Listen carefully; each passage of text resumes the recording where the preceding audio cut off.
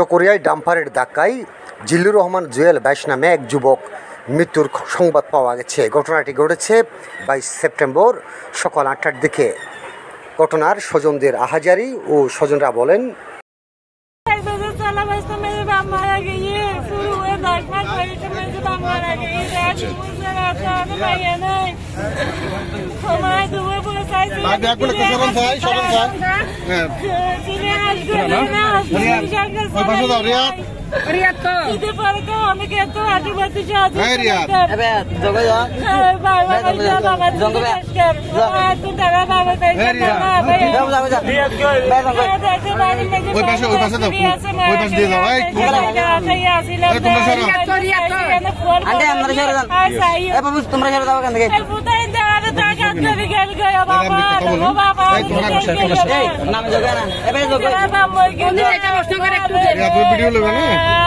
আমার ব্যক্তিগতভাবে ওনার খুবই ভালো পরিচিতি।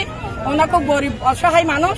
ওনারকে আমি চকরিয়া পৌরসভার এবং চকরিয়া উপজেলা থানার প্রশাসনের কাছ থেকে সহযোগিতা কামনা করছি। সাথে সাথে আমাদের চকরিয়া পৌরসভার যে ডিসি সাহেব আছে ওনাদেরকে আমি ফোন দিছি, উনি হয়তো রিসিভ করে না, আমাকে ব্যাক করবেন।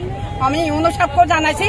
আমি প্রশাসনের সহযোগিতা কামনা করছি এবং অর্থনৈতিকভাবে ওনাদেরকে কিভাবে চলার একটা, আর কেউ নাই, ওনার বাবা নাই, অপরাধীর দ্রুত গ্রেপ্তার এবং ওনাদেরকে সহযোগিতা করার, আর্থিকভাবে সহযোগিতা করার আমরা দাবি জানাচ্ছি। দুর্ঘটনার সম্পর্কে ঘটনা হচ্ছে, ছেলেটা সিগারেট কোম্পানির কাজ করে, তার নাম জিল্লুর রহমান জুয়েল। তার বাড়ি হচ্ছে বাটাকালী খন্দকের পাড়া 3 নম্বর ওয়ার্ড চকরিয়া পৌরসভা।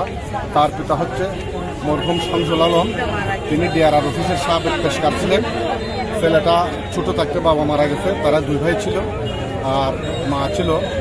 মা কোনোরকমের ছোট বাচ্চাদেরকে লালন পালন করে, কোনোরকম ছেলেটা এই বয়সে আসছে প্রায় 20-22 বছর হয়েছে।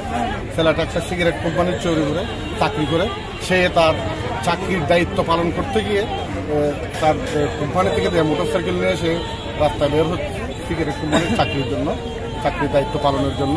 প্রতিমধ্যে চকরিয়া কুরুক বিদ্যাপীঠের সামনে ইটবাহী একটি গাড়ি নৃশংসভাবে তাকে চাপা দিয়ে হত্যা করেছে।